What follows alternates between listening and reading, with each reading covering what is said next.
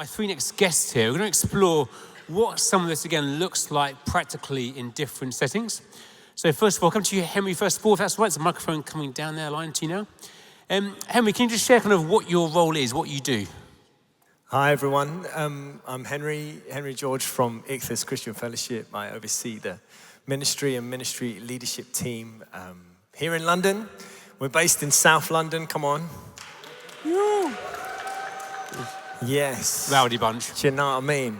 And we have linked churches around the UK and lots of overseas ministries as well, especially across Asia.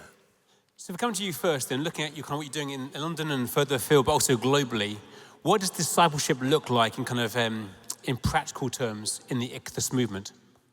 I think in some ways we try to take that view of discipleship right at the heart of church. That is what church is like, is all of us being transformed to be more like Jesus. I think taking those 2 points where Jesus speaks about church, where Jesus says, Ekklesia, is Matthew 16 and Matthew 18. Those 2 points, I think, are 2 real pillars for what we believe discipleship looks like. And we don't have all the answers, and I wouldn't say we get it all right, but those 2 places, one of them is really epic, and one of them is really intimate.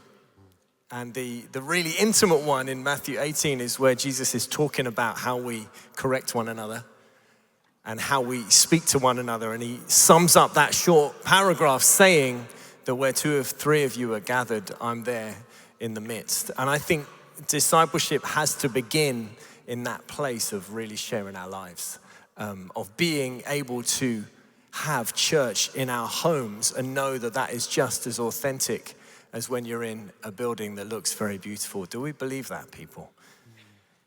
Okay, I'm not convinced you yet.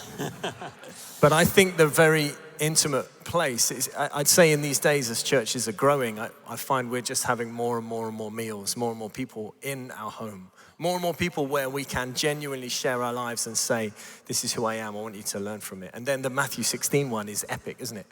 I will build my church and the gates of Hades will not prevail against it. A gate of Hades doesn't attack you, but you attack the gate.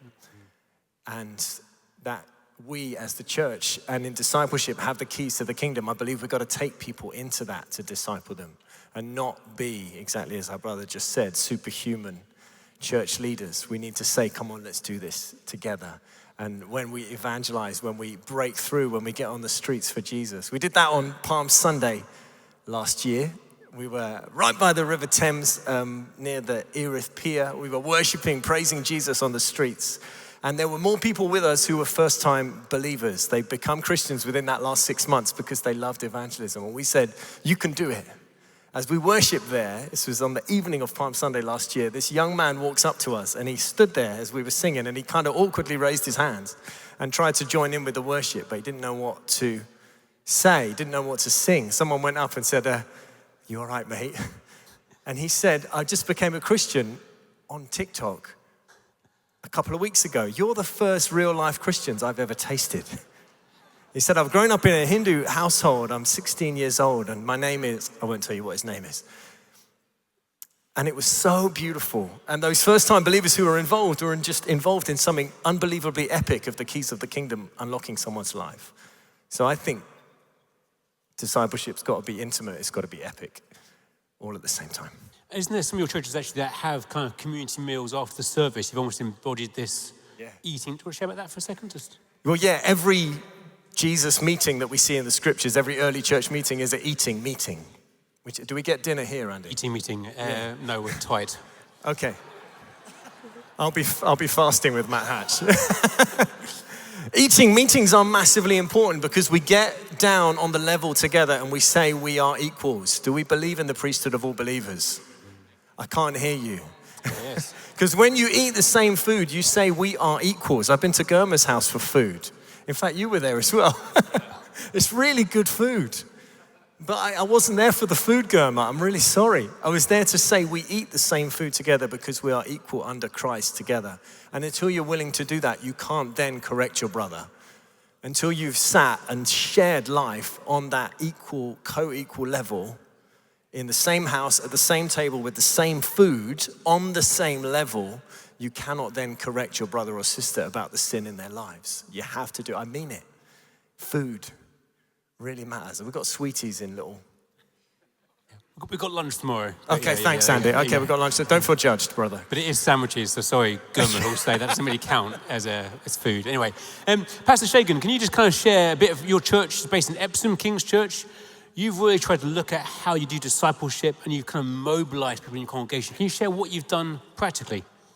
Yeah, thank you very much. It's been amazing just being here, listening to Matt and Joe before. In Epsom, discipleship for us has always been at the heart of everything we do. And I would say our journey so far has been just doing that sporadically and through the church life. But what we've decided to do more recently is to kind of organize everything we do around discipleship.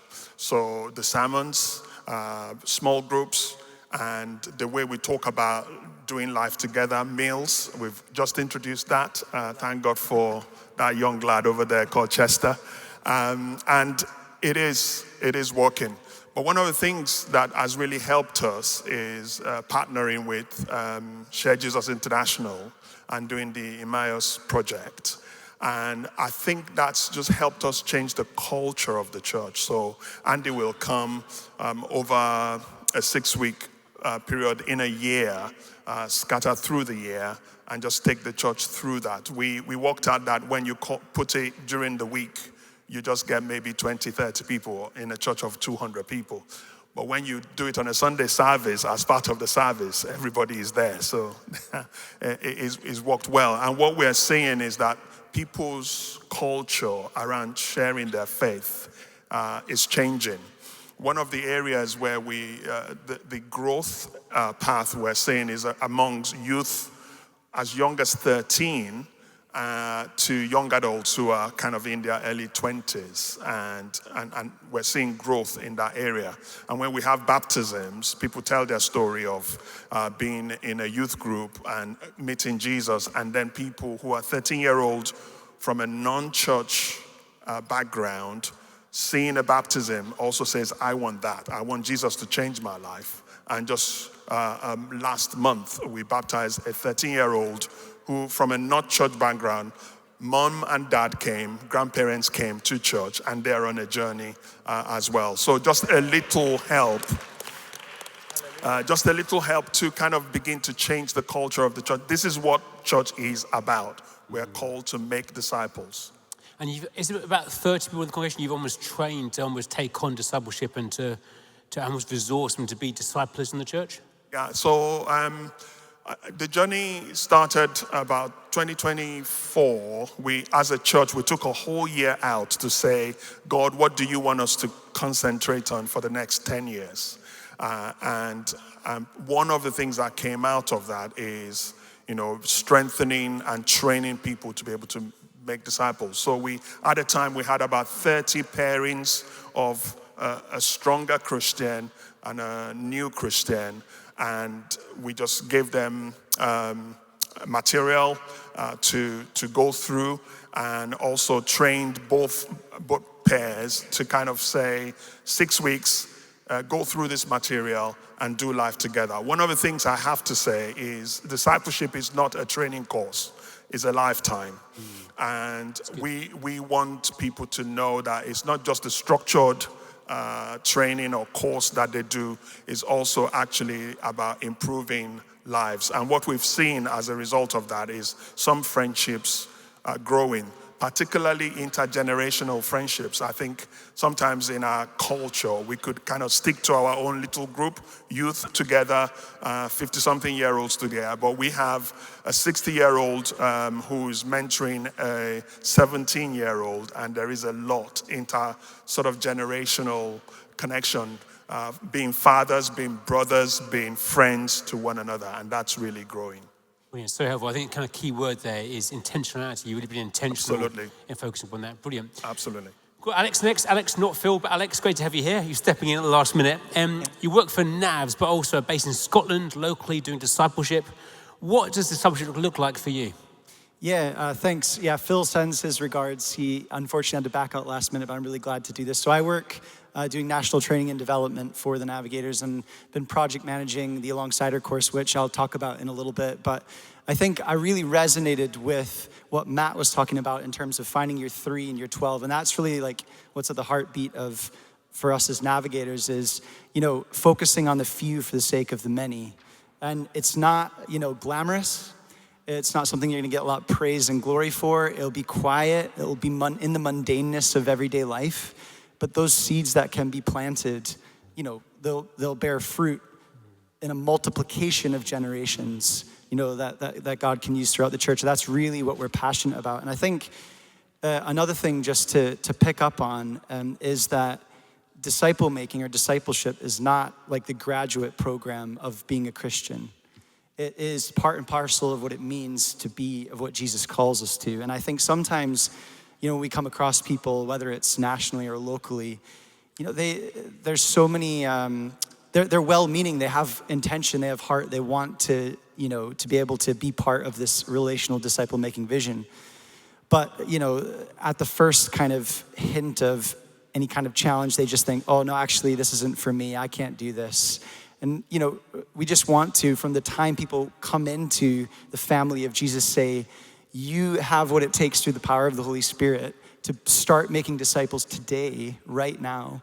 And so that's, I think, a big part of what we want to try to help people to come across in the Alongside course, to get kick-started in that journey. It's far from a complete package of discipleship. There's so much, that's part of it. But just to get them started and get to whet their appetite of what God can do if they really gave themselves over to that vision of relational disciple making. Yeah. So what you've heard today so far and your own kind of personal journey, what is one kind of challenge you're still wrestling with for each of you to answer that? What is your one challenge in terms of discipleship in your church and your context that you're still wrestling with? I'll let you go first. Yeah, I can lead off. So another part of Matt's talk that really stood out to me was the first kind of step he talked about of being vulnerable ourselves. I found that, leading in vulnerability and authenticity. I worked with students in Glasgow for a decade. And so often when I would try to project, strength or, I kind of have the answers, I've got this together, just doors would just be closing left and right. But when I would take the step out to even, obviously discretion is the thing. It's important to be discreet, and we need to think about that as leaders. But, if we're not taking these steps of vulnerability with the people that we're investing in and getting alongside, what are we telling them about what it means to follow Jesus? Because I think, we might be telling them something more like, to follow Jesus, you have to look like this, you have to talk like this, you have to, you're kind of closing off these areas, you're compartmentalizing your life. But actually, no matter how far we go in our journey with Jesus, we're always gonna need his grace. All of us as leaders, we're not gonna get beyond God's grace, and it's always gonna be fresh for us. So if we can show that to people when we meet up with them, and I'm very much preaching to myself right now. If I can do this and the people that I meet, I think it, like Matt said, it can just have such powerful impact for God's kingdom. So I think that's a big thing. Fantastic, yeah. Yeah, I'd agree with Alex in terms of being an example. I think we need to be the example that people need to see. The one thing I would say in addition to that will be that don't give up on this discipleship journey. It's hard sometimes, and make a distinction between what is the trellis and what is the vine. You can have different structures and you can innovate on that, but you shouldn't innovate on the vine. The gospel is the power of God unto salvation. And we need to stay on the straight and narrow with the gospel. We can be inventive about everything, but you cannot reinvent the whole message. Yeah, brilliant. Amen. Amen.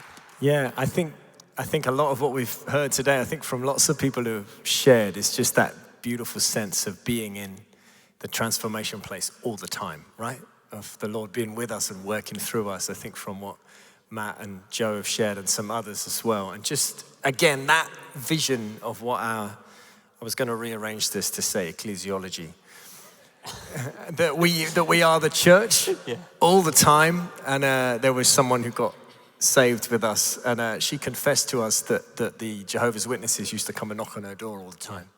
And she told me that she kept changing her name every time they came, and she changed what she did. You know, at one time her name was Linda, and she was an astronaut, and then the next time she was, you know, Susan, and she, you know, looked after frogs or something like that. And then she became a Christian, and then they knocked on the door, and she said, "Oh, actually, this is my real name. I'm not going to tell you what it is."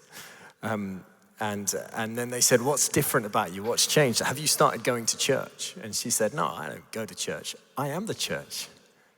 I'm part of it, and I live in it." And you know, that thrust of the church being on a mission, you know, Jesus is coming back for his bride. And we've got to have a heart and a vision for church that is 24/7. 24/7 disciples, 24/7 believers, 24/7 belonging together, such that even if there are people who don't show up on the Sunday morning and sit in the chair, they're still part of that mission of the body of Christ ushering in his return.